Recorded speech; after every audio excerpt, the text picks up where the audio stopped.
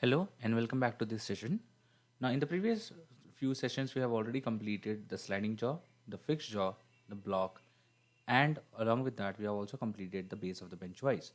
In this session we will be covering two commands over here, like two particular parts over here. One is end plate and one is screw rod. So let us continue the creation of the end plate and the screw rod one by one. The first thing, as usual, what we are going to do is we are going to start a new part file. For doing that, we need to click on new. We need to set the location of the folder, which I have already set.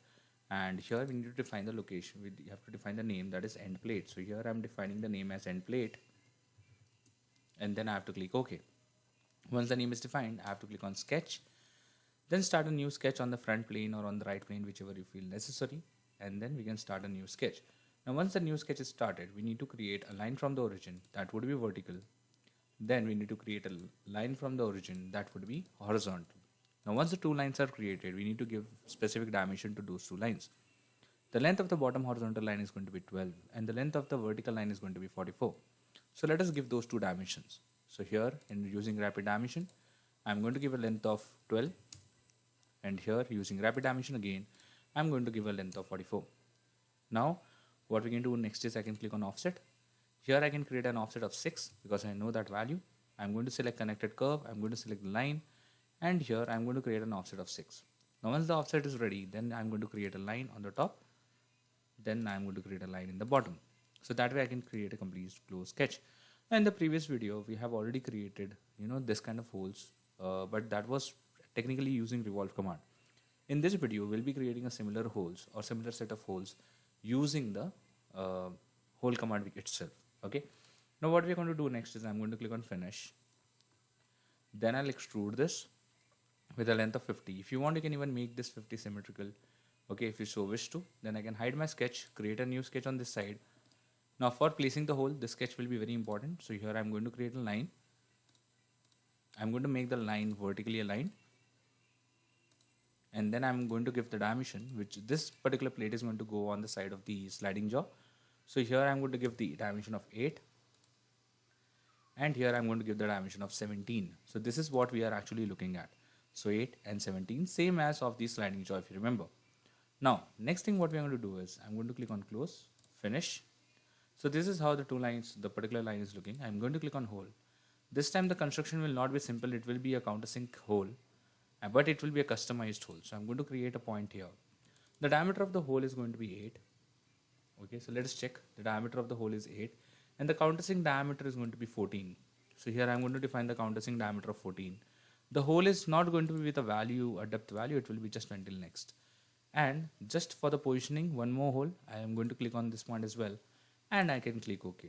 So now I have two holes which are particularly constructed in the exact same position where I wanted it to. Now what we can do is once the holes are ready, then my part is already completed. I have to press Ctrl J.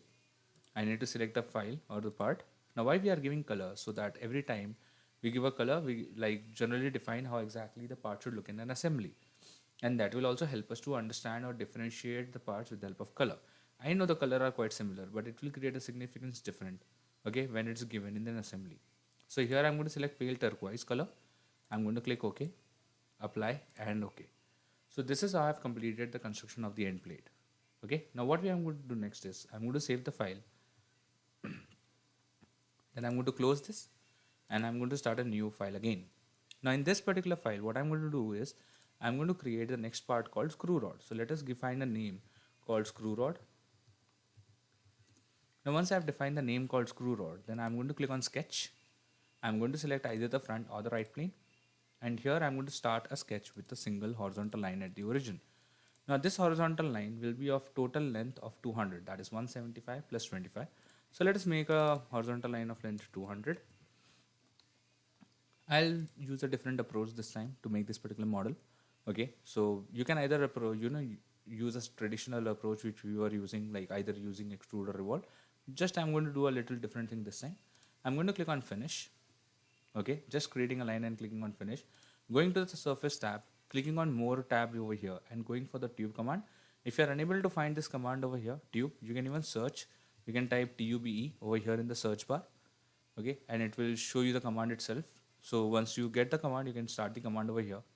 Then here the diameter of this particular part is going to be 14. The diameter of this part is going to be 10. So let us create a diameter of 14 first. So here I'm defining a diameter of 14. The line is already selected. And here everything is already set. So I'll just click OK. And my tube is ready. Now I know this is not a very traditional way of creating this particular shaft. But yeah, this is also one of the way of making that shaft. Now here, why I'm showing you this so that you can have a great idea about how exactly this part can be even modeled out. Now I'm creating a sketch on the side plane. And this time I need to take a reference of this circle. To do so, what I'm going to do is I'm going to click on this option called intersection point. Now once I click on intersection point, I can select the circle and you can see the point is coming over here in the bottom corner. If I zoom in, you can understand that. Now, if I want my intersection point to be on the top corner, I can just simply click on this option called cycle solution and it will show me the intersection point over here. Once I have the intersection point in place, I can now create a rectangle, a corner rectangle, and then I can start defining the dimensions. For example, from here to here, I'm going to define a dimension of 5 and the overall length of 25. Now I'll click on finish, choose a revolve command here. So this is more like a traditional way again. And here I'm going to select this as an axis and I'm going to choose subtract as a Boolean operation and I'm going to click OK. So this will add me that shaft portion in the front. Next thing what I'm going to do is I'm going to create a square of 8 in the back which is of length 5. So let us even do that as well. So here I'm going to click on sketch. Let us again follow a non-traditional approach. For making a square we normally use rectangle, but we can also use a polygon defined with 4 sides. So here I'm creating a polygon with 4 sides. I'm making any one side horizontal or vertical and defining a size of 8. Now clicking on finish, creating an extrude here with a value of 5, and we are almost done with this particular part. Now what we are going to do next is I'm going to press Ctrl J, select the part, click OK, then I'm going to define a color. Last time I used a color called pale turquoise for the end plate. This time I'm going to select the color called pale C. So once I'm done with the definition of color, I can click OK, click on apply and OK. Now I can save the file, and this was the last file which we were about to create for this entire assembly. So from next session onwards, we will be starting with the construction of the entire assembly. So thank you very much for watching. Have a great day.